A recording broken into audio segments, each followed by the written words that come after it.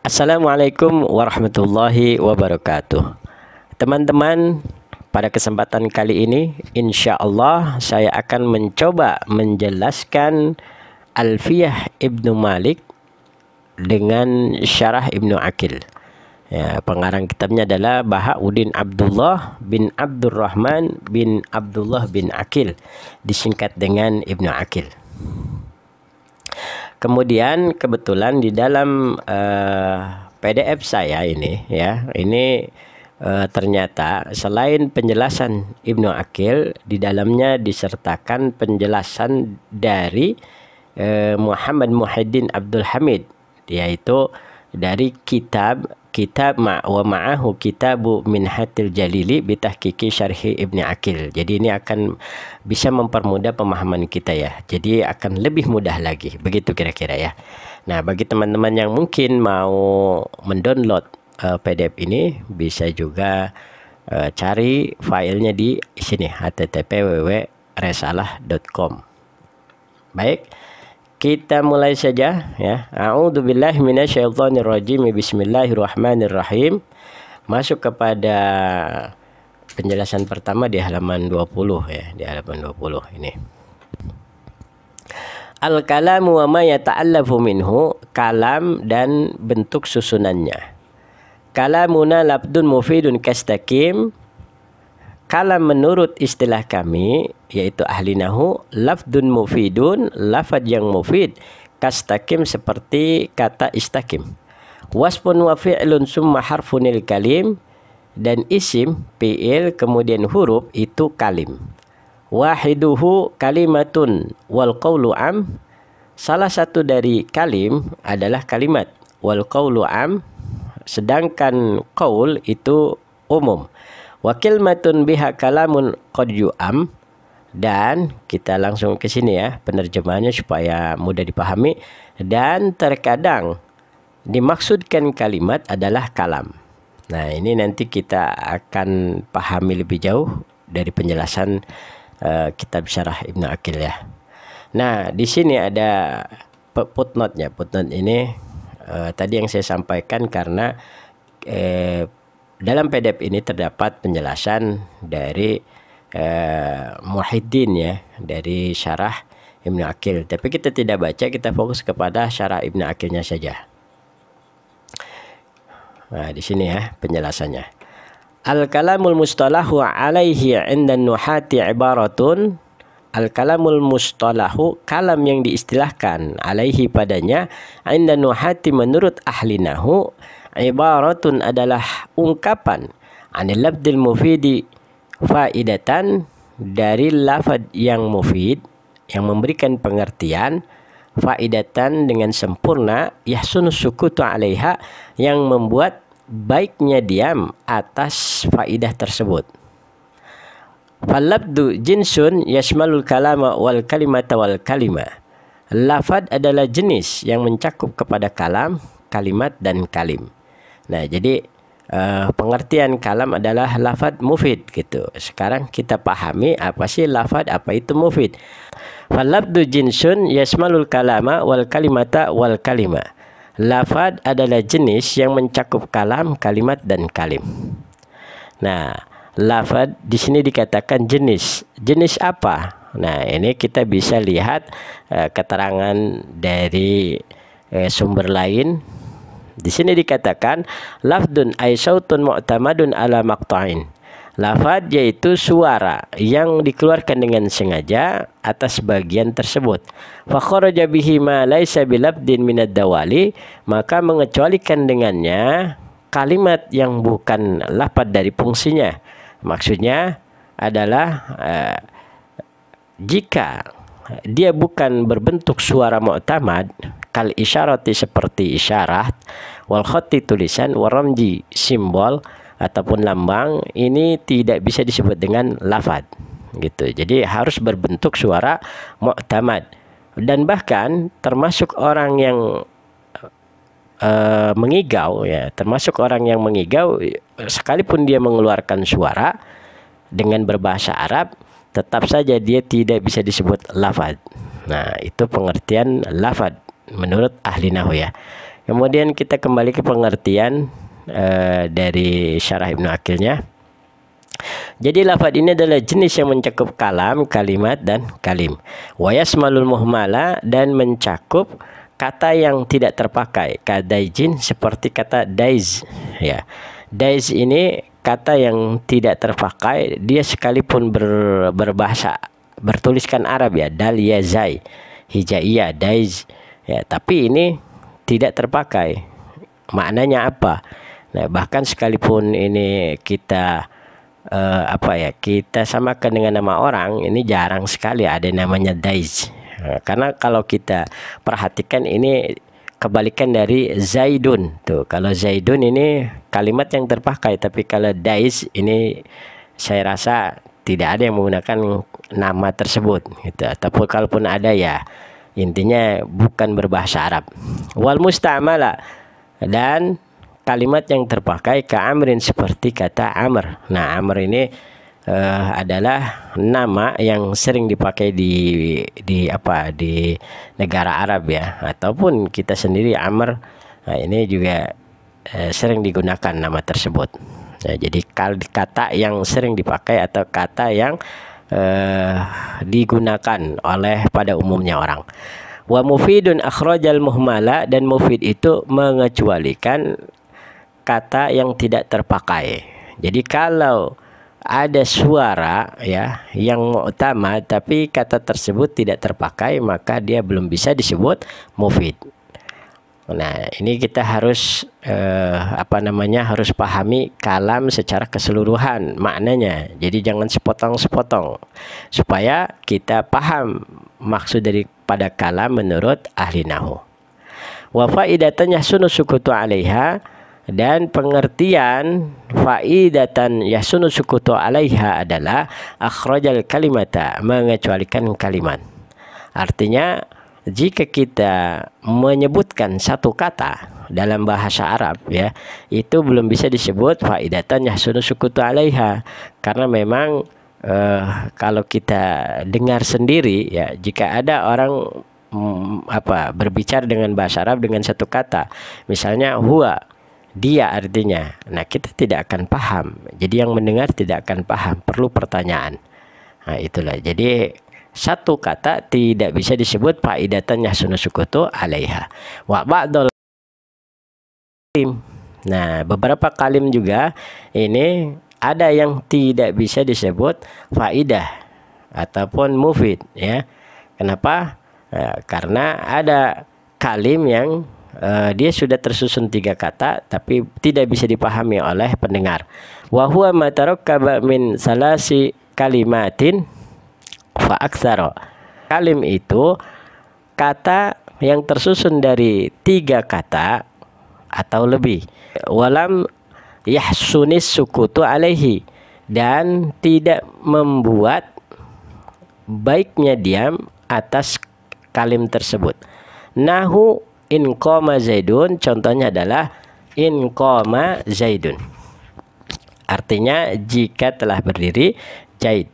Jika telah berdiri Zaid. Nah, in qama zaidun ini sudah tersusun dari 3 kata. Nah, in qama zaidun 3 kata, tapi dia belum faidah. Ya, belum faidah yahsunu sukutu, belum. Kenapa? Karena perlu pertanyaan yang kedua. In qama zaidun, jika telah berdiri Zaid. Terus apa masalahnya? Nah, di sini. Jadi kalau dalam bahasa Indonesia itu ada istilah, ada sebab, ada akibat. Kalau susunan kalimatnya jika telah berdiri Zaid maka berdiri Umar. Nah, maka di sini kalimatnya nanti bisa faidatan yahsunu sukutu 'alaiha atau sempurna. Jadi jika ada sebab maka ada akibat, atau kalau dalam istilah di ilmu nahunya jika ada syarat maka harus ada jawab. Begitu ya. Nah, in qama Zaidun ini sudah kalim tapi belum bisa dikatakan mufid atau faidatan yahsunu sukutu 'alaiha. Wala yutarakkabul kalamu illa min ismaini, dan tidaklah kalam tersusun terkecuali dari 2 isim. Nahu Zaidun qaimun, contohnya adalah Zaidun qaimun, Zaid sedang berdiri. Nah, Zaidun ini isim, qaimun itu isim, jadi 2 isim. Nah, maksud di sini adalah kalam itu minimal harus 2 kata. Jadi jangan 1 kata. Ya, bisa disebut kalam minimal 2 kata, gitu ya. Kebetulan di sini dicontohkan 2 isim Zaidun qaimun. Au min fi'lin wa ismin, atau dari bentuk fi'il dan isim. Ka qoma Zaidun, seperti kata qoma Zaidun. Qoma telah berdiri Zaidun Zaid. Nah, qoma ini fi'il madi, Zaidun itu fa'ilnya dalam bentuk isim. Jadi ini fi'il dan isim. Tuh gitu ya. Wa ka qaulil musannifi, dan seperti ungkapan pengarang kata istaqim. Nah, istaqim ini kalau kita lihat ya dari kasat mata ini terlihat nampak 1 kata, tapi sebenarnya dia adalah 2 kata. Fa innahu kalamun murakkabun min fi'li amrin wa fa'ilin mustatarin.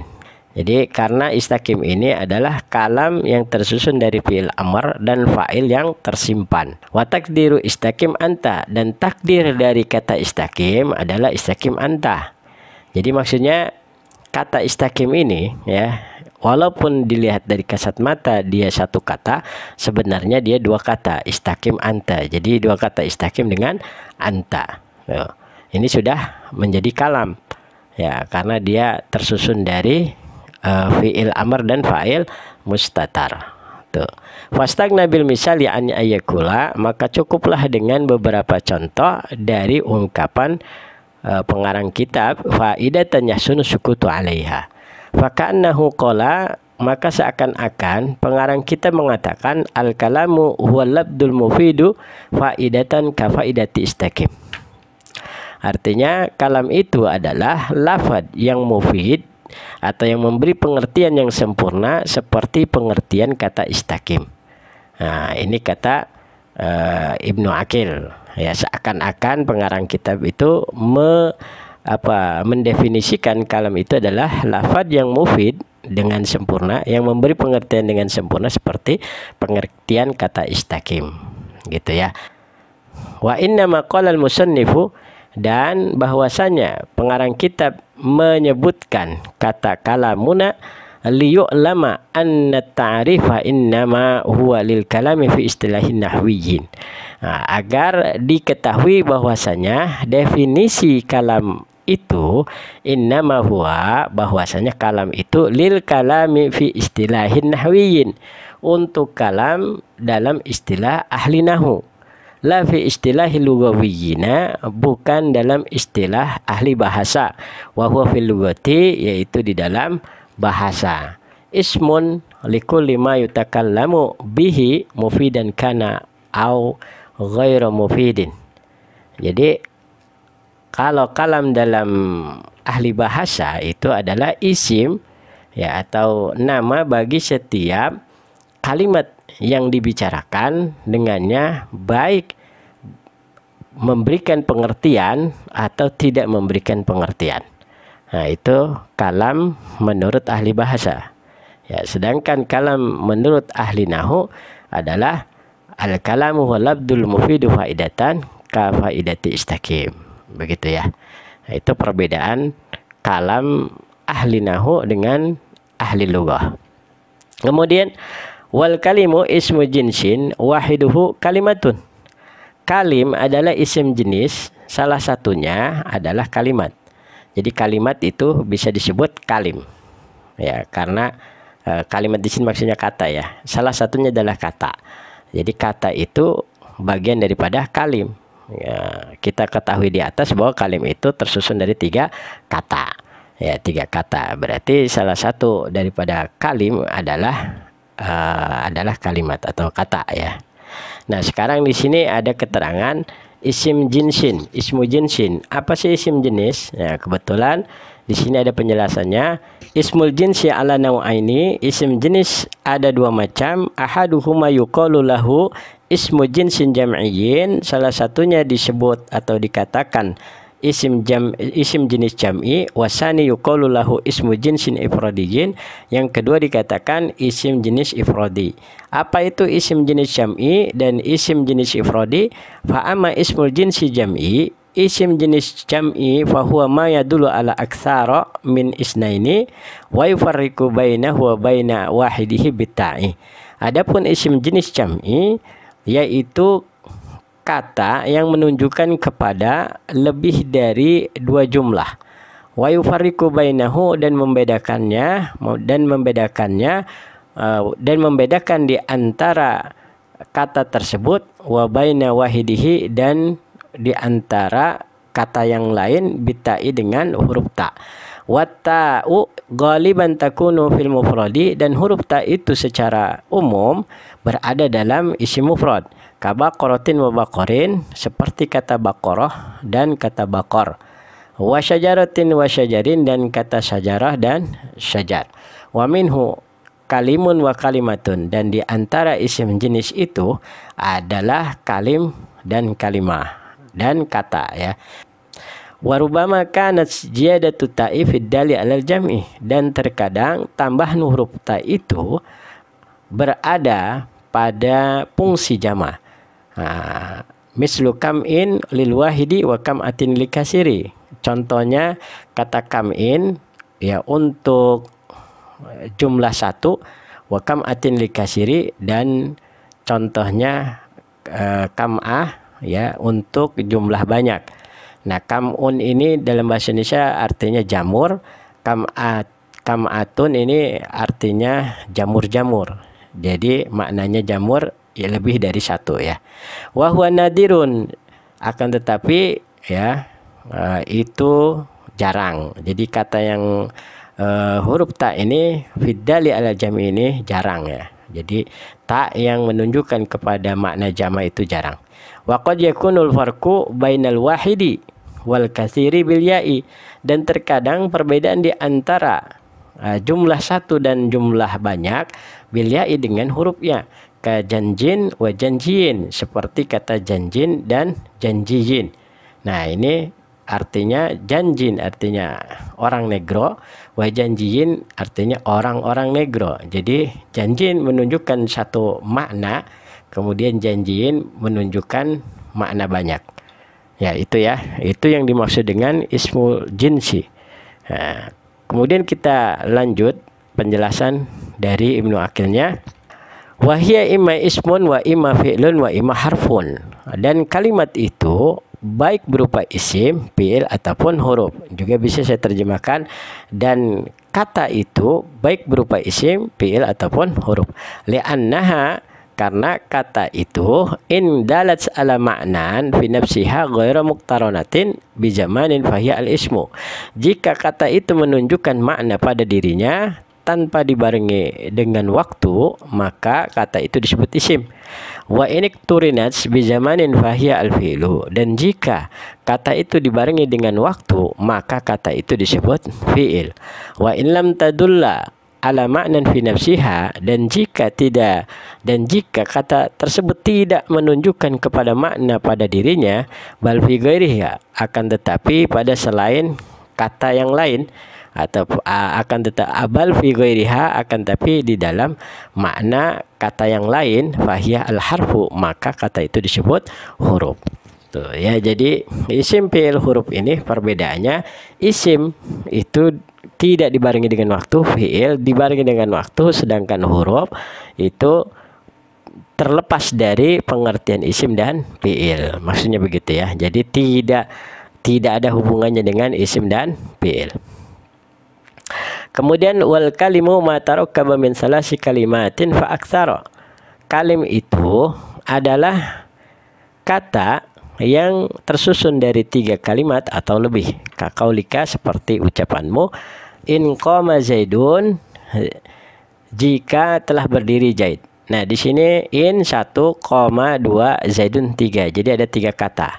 Nah, ini maka disebut dengan kalim.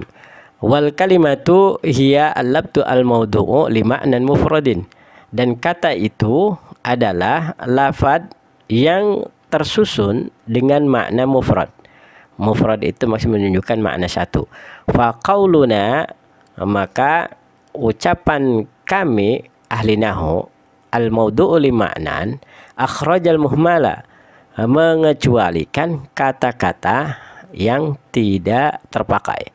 Jadi kalau makna muhmal ini tidak bisa dikatakan al-maudu'u li ma'nan, ya, karena tidak memiliki makna. Kadaizin seperti kata daiz, ya, daizun, ya, atau daizin. Wa qauluna mufradun, wa qauluna mufradin, di sini mufradin boleh dibaca mufradin atau mufrad. Wa qauluna mufradin, dan ucapan kami kata mufradin akhrajal kalama, mengecualikan kalam. Maksudnya mufrad itu tidak bisa disebut kalam, begitu ya, karena dia satu kata, minimal dua kata. Fa innahu maudu'un li ma'nan ghairi mufradin, karena kalam itu tersusun untuk makna bukan mufrad, begitu ya, bukan satu kata. Summa dzakara al-musannifu rahimahullahu taala annal qaula ya'umul jami'. Kemudian pengarang kitab, semoga Allah Ta'ala merahmatinya, menyebutkan bahwa qaul itu menyeluruh kepada keseluruhan. Wal muradu annahu yaqa'u 'alal kalami annahu qaulun. Maksud bahwasanya kalimat yang terletak pada kalam itu adalah qaul. Wa yaqa'u aidan 'alal kalim wal kalimati annahu qaulun. Dan kata yang terletak juga pada kalim dan kalimat itu juga qaul. Wa za'ama ba'duhum annal asla isti'maluhu fil mufradi. Sedangkan sebagian ahli nahwu menganggap bahwasanya asal daripada qaul, ya, adalah penggunaannya di dalam isim mufrad. Nah, jadi kalau kita pahami di sini bahwa qaul itu menyeru kepada keseluruhan, itu maksudnya qaul itu masuk kepada kalam, qaul juga masuk kepada kalim dan kalimah, seperti itu. Akan tetapi ada anggapan bahwa qaul itu asalnya sebenarnya hanya masuk kepada isim mufrad. Jadi artinya kalau satu kata itu sudah pasti qaul, apalagi lebih dari satu kata. Begitu kira-kira singkatnya, ya. Baik, kita kemudian masuk ke sini. Summa dzakara al-musannifu annal kalimata qad yuqsadu bihal kalamu. Kemudian pengarang kitab menyebutkan bahwasanya kalimat terkadang dimaksudkan dengannya kalimat kalam. Nah, ini yang tadi yang saya terjemahkan di bait yang kedua, ya. Kaqaulihim fila ilaha illallah, seperti ucapan orang-orang di dalam kata la ilaha illallah adalah kalimatul ikhlasi, adalah kalimat ikhlas atau adalah kata ikhlas. Jadi la ilaha illallah itu kalimatul ikhlas, akan tetapi la ilaha illallah itu berbentuk kalam, begitu ya. Wa qad yujtama'ul kalam wal kalimu fi sidqi, dan terkadang dikumpulkan kalam atau disatukan kalam dan kalim fil sidqi di dalam satu makna, dalam pembenaran, artinya di dalam satu makna. Wa qad yunfaradu ahaduhuma, dan terkadang dipisahkan salah satunya. Nah, jadi maksudnya terkadang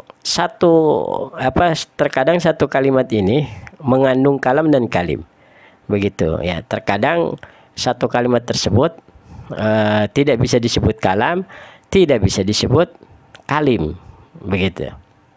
Jadi saling bisa disatukan dan bisa dipisahkan, kira-kira begitu ya. Fa misalu ijtima'ihima, contoh penyatuan dari keduanya, qad qama Zaidun. Kata qad qama Zaidun. Nah, ini artinya sungguh telah berdiri Zaid. Nah, sungguh telah berdiri Zaid ini terbentuk dari tiga kata. Nah, maka dia sudah termasuk kalim. Dia juga sudah kalam karena dia sudah sempurna. Qad qama Zaidun. Fa innahu kalamun li ifadatihi ma'nan yahsunu sukutu alaihi.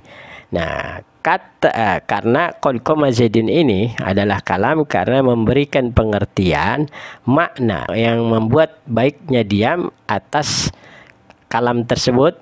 Wa kalimun, dan juga kalim. Li'annahu murakkabun min salasi kalimatin, karena kata qad qama Zaidun ini tersusun dari tiga kata, gitu kan ya.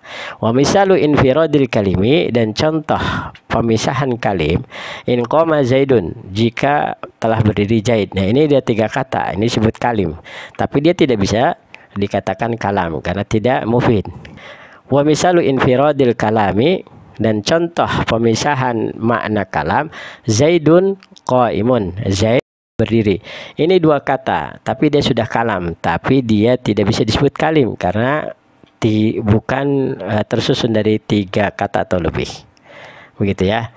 Nah, kemudian di sini ada aqsamul kalimati, bagian-bagian kalimat atau bagian-bagian kata. Kata itu ada kata berbentuk isim, fiil, kemudian huruf. Demikianlah penjelasan tentang aqsamul kalimah. Nah, kebetulan di halaman berikutnya membahas tentang alamatul ismi. Pada penjelasan alamatul ismi ini kita akan bahas pada session yang akan datang. Bagi teman-teman yang menyaksikan video ini, jika dalam video ini terdapat kesalahan, mohon dikoreksi melalui komentar di bawah video ini.